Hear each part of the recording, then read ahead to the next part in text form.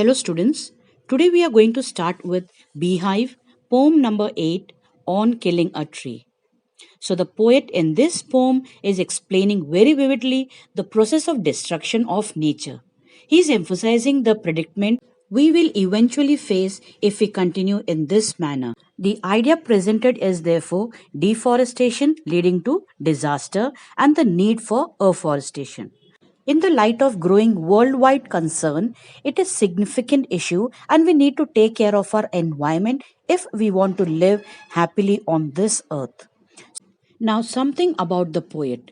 G. Patel is a famous Indian poet and also a practicing doctor. He was born in Mumbai in 1940. He completed all his education from Mumbai. In addition to practicing as a doctor, he is also a well known playwright and an artist. Some of his famous collections are How Do You Withstand, Body, and Mirrored Mirroring. An interesting fact about him is that he conducts a poetry writing workshop for school children every year in Rishi Valley School in Andhra Pradesh. The poem on killing a tree implies that a tree, which is a product of nature, is not easy to overcome and kill. A lot of effort and cruelty is involved in the process of killing a tree. And it indirectly gives out a strong idea that trees are a lifeline, so we must not kill a tree. Stanza 1. It takes much time to kill a tree. Not a simple jab of the knife will do it. It has grown slowly, consuming the earth, rising out of it, feeding upon its crust, absorbing years of sunlight, air, and water, and out of its leprous hide, sprouting leaves. So the poet starts the first stanza with an ironical statement that is, it takes much time and strength to kill a tree. That means he explains the process of a tree's growth and says that it is not easy to kill a tree. It is time consuming and a tree grows straight out of the earth and nourishes itself on the nutrients which is found in the earth besides taking years of sunlight, air and water. Then, in the second last line of the stanza, the poet says that, and out of its leprous hide.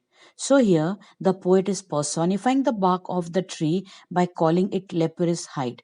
Leprous means talking about discolored bark or reference to the leper's skin. So, the poet says the leaves are seen to be growing on its branches that have several layers of tough and protective shield, and they are also called the bark of the tree. Stanza 2. So hack and chop, but this alone won't do it. Not so much pain will do it. The bleeding bark will heal, and from close to the ground will rise curled green twigs, miniature bough, which, if unchecked, will expand again to former size. So, in stanza 2, the poet says that there is a continuous effort made by human beings to cause harm to nature or to kill the tree, even though much pain is inflicted on the tree by hacking and chopping it, and still the tree does not die. The plant is quick to heal, it regenerates, and the bleeding bark heals. So, here, bleeding bark refers to the twigs which are cut mercilessly and they leave a liquid substance. Just like any part of the human body is cut, it starts bleeding. So, in the same way, the liquid substance comes out from the branch of a tree when it is cut. Thus, the poet says that even though the tree is cut down close to its roots, fresh green twigs grow again and small branches emerge, and it stands up again just like it was earlier. So, this is how nature works. And he also warns human beings that if it is not checked, it will grow into a big tree back to its former size once again. Stanza 3. No, the root is to be pulled out. Out of the anchoring earth, it is to be roped, tied, and pulled out, snapped out, or pulled out entirely, out from the earth cave.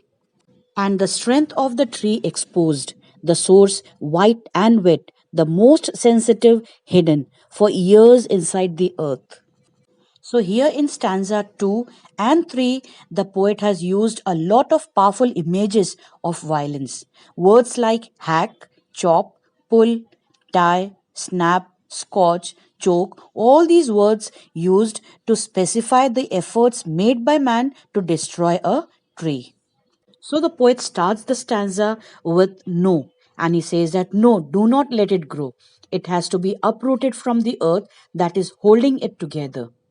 And then he suggests some of the techniques and says that tie up the root with a rope and pull it out of the hollow of the earth fully and completely.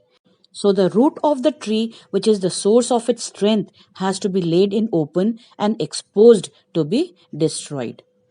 It is the moist and the white root which is the most sensitive part of the tree, and it remains hidden for years inside the earth. Stanza 4.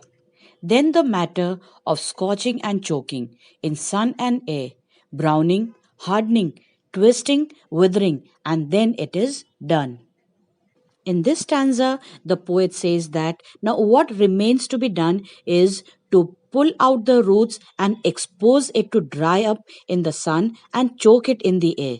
So these are the extreme conditions in which the root of the tree is exposed once it is extracted from the earth. So each of the act of extreme violence is presented by the poet and says that once the root is scorched, dried, and deprived of all the nourishment and water, then it curls up and it devoid of life. Thus, the poet concludes by saying that it is done. That is, the destruction is complete.